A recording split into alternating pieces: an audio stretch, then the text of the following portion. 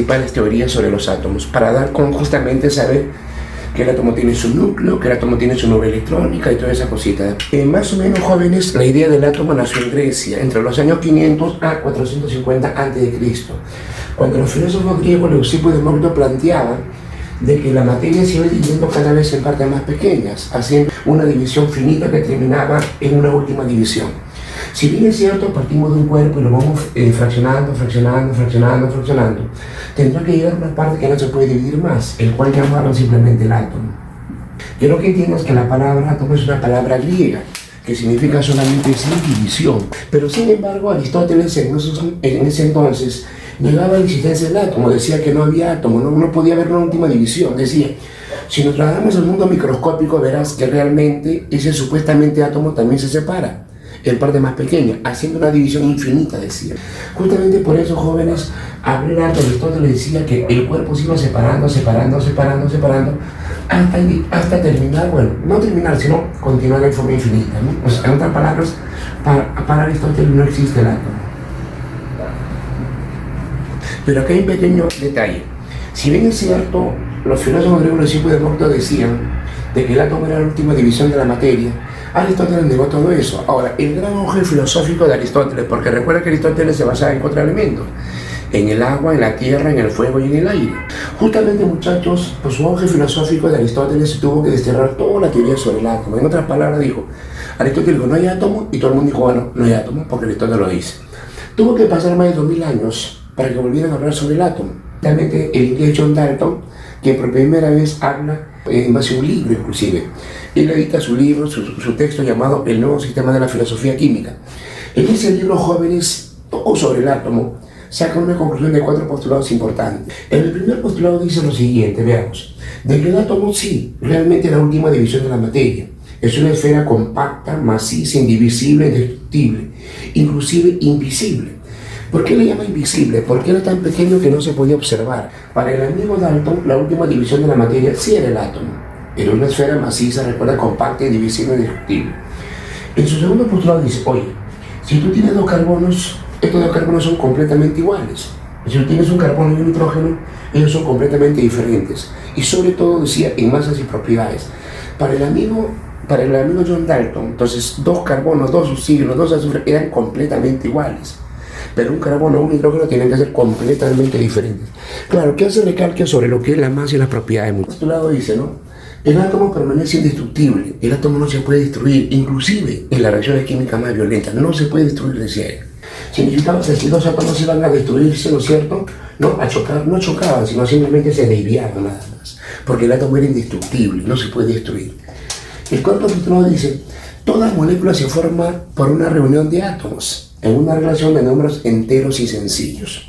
Entonces, esos son los 4 postulados fundamentales que habla el amigo John. Fueron más de 2000 años después. Lógicamente, lo que dijeron ellos en ese año, pues era lo mejor que se tenía. Pero sin embargo, jóvenes, si nosotros nos evocamos a la actualidad, chicos, los 3 primeros postulados son falsos. Solamente la última es verdadera. ¿Por qué? El primer postulado dice, ¿no? El átomo es la última división de la materia. Mentira, entonces que el átomo también se divide. El átomo tiene su núcleo, su nube electrónica, el átomo tiene partículas subatómicas, ¿sí o no, jóvenes? Entonces, la última división de la materia no es el átomo. Claro, en ese año era lo mejor que se tenía. Por eso recuerda, el átomo no es la última división de la materia. Hoy en día sabemos que son los quarks, por lo tanto el átomo también se divide. Por eso, a la actualidad es falso. Segundo postulado, la obtención de los isótopos destierra justamente el segundo postulado que decía 2 carbonos son completamente iguales. Mentira. Recuerda la teoría del átomo que hicimos, ¿no? De estructura atómica. Los isótopos tienen masas, podrán tener masas diferentes, pero propiedades similares, propiedades semejantes. ¿Recuerda? Eso justamente dice el segundo postulado. Cuando a mí me dice el segundo postulado, los isótopos son átomos de un elemento con masas diferentes, ¿no es cierto? Entonces vamos a recordar acá, se refiere a los isótopos, recuerda. Lo dijo el amigo Sodi. Tercer postulado. En el tercer postulado decía que el átomo no se destruye. Mentira, el átomo sí se destruye. En una reacción nuclear el átomo se destruye, muchachos. Sí es destructible. Claro, él decía que era indestructible, porque era la última división de la materia, era lógico, ¿no? Pero sin embargo, hoy sabemos que el átomo sí se destruye. Cuarto postulado, la única verdadera. Toda molécula se forma por unión de átomos en una relación de números enteros y sencillos. Es verdad, es cierto. Toda molécula se forma actualmente inclusive por una relación de números enteros y sencillos. Pero acá hay un pequeño problema. Si bien es cierto, lo que dijo Dalton era muy correcto, Pero sin embargo el hombre era demasiado exigente, demasiado quisquilloso. No, le decía Dalton, demuéstrame que el átomo es una esfera. ¿Por qué no puede ser un cubo? ¿Por qué no puede ser un paralelepípedo? ¿Por qué no puede ser un cono? ¿No? ¿Por qué tiene que ser una esfera? Entonces, como Dalton no podía sustentar, los hombres pues no le creyeron, ¿no? O sea, no estaban tan de acuerdo, que digamos, ¿no? Y debido a ello, el hombre comienza a hacer una serie de descubrimientos. Es ahí donde recién la ciencia comienza a avanzar, muchachos. Es ahí donde el hombre recién comienza a avanzar la ciencia. Tal es el caso que en el año 1833 Faraday compone la sustancia empleando corriente eléctrica. Eso joven se llama electrólisis. Él decompuso el agua empleando corriente eléctrica, pero en el fondo, ¿qué es la corriente eléctrica? Electrones. Recuerden, las corrientes eléctricas son electrones. Simplemente son electrones, nada más, muchachos. Electrones. Él decompone la sustancia con electrones, recuerden. Claro, en ese tiempo no se ven que eran electrones, pero la corriente eléctrica ya se estaba relacionando con los electrones. Por ejemplo, acá colocó agua acá, ¿no es cierto? Sí, colocó agua acá y el agua se descompone, ¿no? El hidrógeno por acá y oxígeno por acá, oxígeno por acá, hidrógeno por acá. De esa manera justamente la que aporta el amigo Michael Faraday. En el año 1859 es lo que conoce como el tubo fluorescente, ¿no? Ese tubo fluorescente, muchachos, ¿ustedes ven? Lo manifestó justamente William Crookes. Aunque ya el amigo Fluker, ¿no? Ya había manifestado algo sobre eso, pero no estaba, como quien dice así, cierta descubierto, ¿no? Fue justamente el amigo William Crookes que hace su tubo llamado también tubo al vacío, o tubo de Crookes, donde ella hace el experimento, ¿no? Ahora sabemos que tú prendes un interruptor, colocas el tubo fluorescente, se prende la luz. Pero ¿cómo razona él? Decía que como todo tubo fluorescente tiene dos placas metálicas, una se llama cátodo, la otra se llama ánodo, se percata que en el cátodo salen unas partículas a gran velocidad, que tenía que tener carga negativa porque el cátodo tiene carga negativa. Porque si fuera positiva y la partícula fuera negativa, no saldría, sino muchachos. Entonces la única manera es, como el cátodo era negativo, esas partículas que viajaban tenían que tener carga negativa, que viajaban del cátodo al ánodo a gran velocidad. Entonces justamente esos choques con los gases provocaban la fluorescencia, la luz. Ya estaba hablando de electrones, realmente ya estaba hablando de electrones. ¿Por qué? Porque justamente la corriente eléctrica son electrones. Recuerda que esto es corriente eléctrica. Entonces la corriente eléctrica son electrones. Ya el amigo William Crookes estaba hablando de electrones. John Stoney propone llamarle electrón a la unidad de la corriente eléctrica. O sea, él no descubre el electrón, no propone, dice, ¿no? Corriente eléctrica. Bueno, llamémoslo el electrón, dice.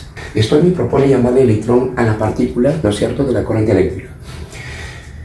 En el año 1886, el amigo Eugen Goldstein se percata algo que realmente era casi imposible, ¿no? Se percata que detrás del cátodo había una pequeña fluorescencia. ¿Qué hace él? Similar al tubo de Crookes, ¿no? Coloca acá en el cátodo una placa, ¿no? Pero con huequitos, o sea, canalitos, con canales. Y se percata que la fluorescencia que era mucho mayor. Razona y dice, bueno, la única manera es que, como dentro de esta tubería hay gas, entonces el rayo catódico que viaja del cátodo al ánodo choca con el gas. Al chocar con el gas más o menos así, ¿no es cierto?, genera justamente la pérdida de electrones, formándose un catión. Tú sabes que cuando un átomo pierde electrones, genera un catión, ¿sí o no? Entonces, el gas que estaba acá, ¿no es cierto?, perdía electrones por el choque, se repele, choca. Entonces, justamente por ese bendito choque, ¿no es cierto?, se provocaba la luz acá, pero a la vez también se generaba una partícula cargada positivamente. Esa partícula cargada positivamente era justamente atraída por el cátodo. Y al pasar por los rayos canales, el choque por ahí generaba una fluorescencia. Es ahí donde decía él, carambas, hay una partícula también con carga positiva. Así como hay un rayo catódico negativo, también hay una partícula con carga positiva. Pero ¿qué era lo interesante de él? Que si acá colocaba gas hidrógeno, estaba el protón. ¿No? Y cuando hace experimento del hidrógeno, hace experimento con varios gases, él no se había percatado que ahí estaba el protón. Pero solo decía que hay unas cargas positivas. Una carga positiva contraria a los rayos catódicos, que viaja en sentido contrario. Y repito, si él se hubiera dado cuenta que el hidrógeno que estaba acá provocaba algo en particular, hubiera dicho que él es el protón. Él hubiera descubierto el protón, mira. Porque realmente el protón se descubre en el año 1919. Estamos hablando de cuánto, más o como 30 y tantos años después, casi 40 años después. Eso fue lo que dijo justamente el amigo Eugen Goldstein. A raíz de ello, muchachos, ya se descubren los rayos X. Konrad Röntgen descubre los rayos X. ¿Qué hace? En el llamado ánodo coloca diferentes placas metálicas. Cuando él coloca diferentes placas metálicas, se percata que los rayos catódicos, al chocar con la placa metálica, generaba una energía, una radiación, una radiación desconocida, una radiación electromagnética desconocida, como una luz, pero menos visible, pero desconocida. Justamente como era desconocida, lo llaman rayos X. Es como, por ejemplo, tú cuando tienes una ecuación matemática y algo no conoces, algo desconoces, que le colocas una variable. ¿Qué variable utiliza tu X? Aunque te parezca de verdad gracioso, él coloca los rayos X. Realmente jóvenes no sabía lo que era. Y es ahí donde se descubren los rayos X, pues que hoy en día es muy utilizable. Fue Röntgen, ¿no?, que en el año 1895 descubre justamente a los rayos X. Quiere tomarte una placa fotográfica de frente a los rayos X. Un año después, en el 96, Henry von Becquerel descubre la llamada radiactividad, forma accidental. Estaba estudiando la piel lenta de uranio y observa una radiación que salen de ella. Luego, con los estudios posteriores, se percata que ahí salía el alfa, el beta y el gamma. El aporte, como te repito, que hizo el amigo Becquerel fue realmente muy importante. ¿Por qué? Porque con el rayo alfa que está por acá se descubre el núcleo del átomo, por ejemplo. O sea, realmente sí hizo un aporte muy importante al amigo. Thomson descubre el electrón. Él crea su espectrómetro de masa y con él descubre el electrón. En su espectrómetro de masa, él lo que hace realmente es tratar de investigar más sobre los rayos catódicos. Basándose en los rayos catódicos, él descubre el electrón. Lo que él realmente hace es medir la relación carga y masa del electrón. Él mide la relación carga y masa del electrón. Halla esa relación carga y masa del electrón. Él indica su modelo llamado budín con pasas. Dice, el átomo es una esfera completamente positiva, dentro del cual están incrustados distribuidos, dentro de ella están incrustados distribuidos los electrones. Aunque Perrin ya había manifestado algo sobre ella que estaba en la periferia, pero no fue a ciencia cierta, ¿no? Porque varios científicos decían tantas cosas, ¿no? Entonces Perrin, por ejemplo, decía algo parecido, pero que los electrones estaban en la periferia, pero no. Más crédito le dieron de repente al amigo Thomson porque él halla la relación carga y masa del electrón con su espectrómetro de masa. Y dice, ¿no?, el átomo es una esfera positiva, dentro del cual están incrustados los electrones, distribuidos los electrones, dentro del cual, ya adentro, ya están distribuidos los electrones. Algo así, por ejemplo, como un panetón, ¿no? Así, toda la masa del panetón era una masa positiva, ¿no? Las frutillas, ¿no es cierto?, las pasas, eran justamente los llamados electrones. Y habla y dice, todo átomo es neutro, dice. Significa que el número de cargas positivas tiene que ser igual a el número de electrones. No podía hablar de protones, porque en ese año no se conocían los protones. Chicos, en esta observación, por ejemplo, podemos ver algo muy importante, ¿no? Le vamos rapidito, que veamos. En primer lugar, jóvenes, ya en el año 1825, recuerdan lo que decía el amigo Perrin, ¿no? Lo contrario, no tanto lo contrario, pero algo un poco diferente al amigo Thomson, ¿no? Decía que, por ejemplo, el átomo estaba formado, bueno, el átomo era una masa positiva, ¿no es cierto?, donde en la parte de la periferia estaban los electrones. Pero como el amigo Thomson fue el que más demostró y el que más reditó sobre ello, simplemente más se le atribuye a Thomson. Muy poco se habla de Perrin.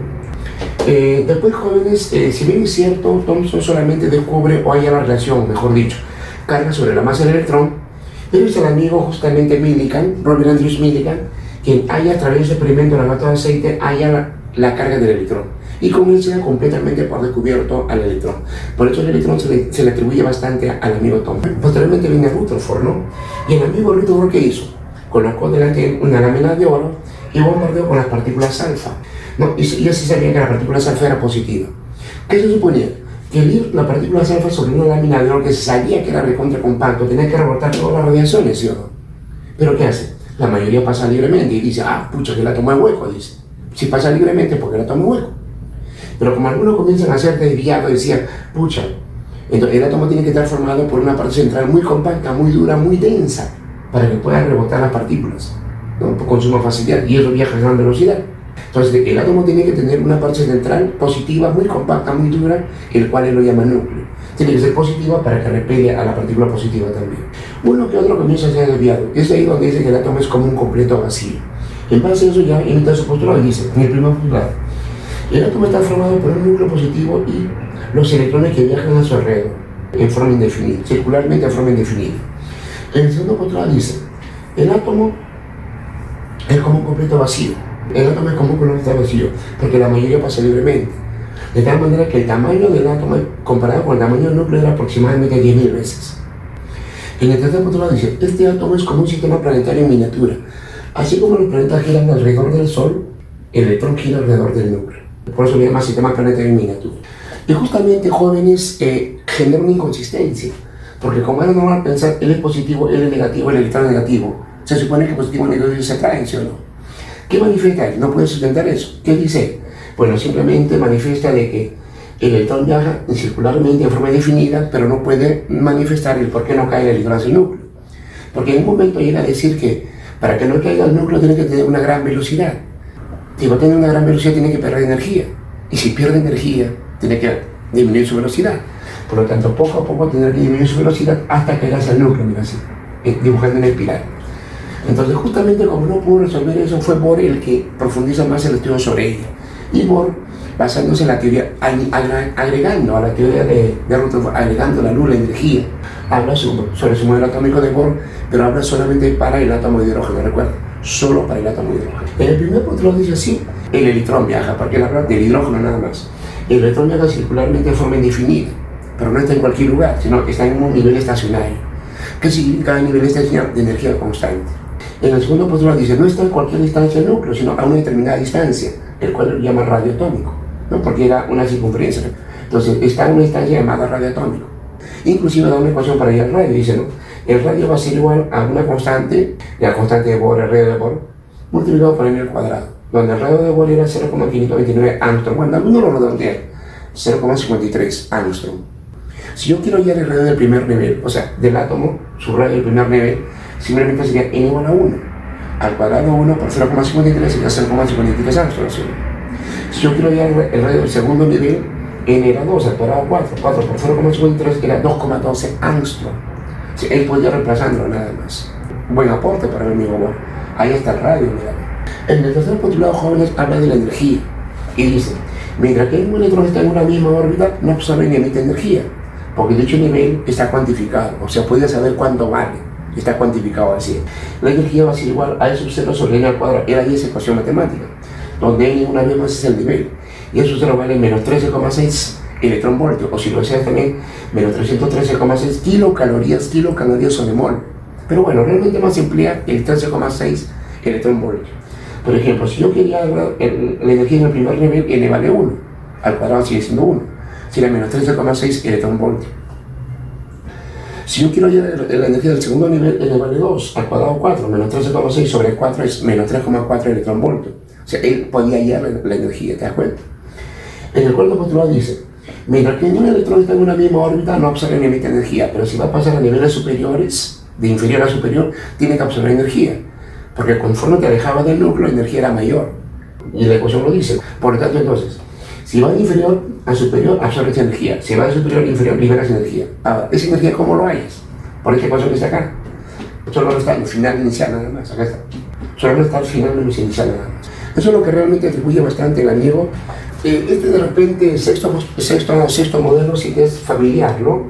No sé si se recuerda el detergente Ariel, donde Schoenberg dice, ¿no? Basándose en los efectos de Peter Simon, cuando ya se manifestaba que las líneas de los niveles se doblaban, decía, ¿no? Entonces, cuando ya el zoom óptico avanzaba cada vez más, ¿no? Podía ver un poquito más cerca los objetos, entonces justamente se percatan de algo importante, que los niveles que dijo Bohr, ¿no es cierto? Que los niveles que dijo Bohr, ¿no es cierto? Sí, esos niveles muchas veces están formados por líneas más delgadas, el cual justamente el amigo Sommerfeld dice que ellos son los subniveles. Si no es cierto, Bohr colabora en algo en ello, pero fue Sommerfeld la que acredita todo eso, ¿no? Que no solamente tiene niveles, sino subniveles. Y concluye y dice, solamente en el primer nivel el electrón gira en forma circular, y a partir del segundo nivel gira en forma elíptica. Eso lo dijo justamente el amigo Sommerfeld. Y en base a todo eso, jóvenes, se saca un modelo atómico actual, ¿no? El modelo moderno, el actual, donde dice, se basa en 3 principios. Por ejemplo, la que no podía faltar, la de Bohr, que el electrón viaja en forma circular, pero él asocia energía, asocia una onda, asocia energía. ¿Por qué? Porque tiene que liberar energía. En el principio dual onda-partícula decía, el electrón tiene doble comportamiento, de ser partícula y asociar una onda, ser onda y partícula a la vez, decía. Pero ¿qué hace el amigo Victor López de Broglie? Halla esta longitud de onda, eso se llama longitud de onda, la distancia de lo que vendría a ser una onda, donde dice lambda va a ser igual a h constante plan sobre m. Nada más. Y jóvenes, para concluir, principio de certidumbre, donde viene Heisenberg me dice nada es exacto, todo es probabilístico, dice él. Y él justamente comienza a hablar ya del orbital. Como tú entenderás, la zona más probable para encontrar un electrón se llama orbital. Y esos jóvenes es lo que sería justamente, o se le llama bastante, los diferentes modelos sobre la teoría del átomo. De acá ya viene justamente lo llamado números cuánticos, para determinar lo que es justamente la ubicación de un electrón. Muy bien, chicos.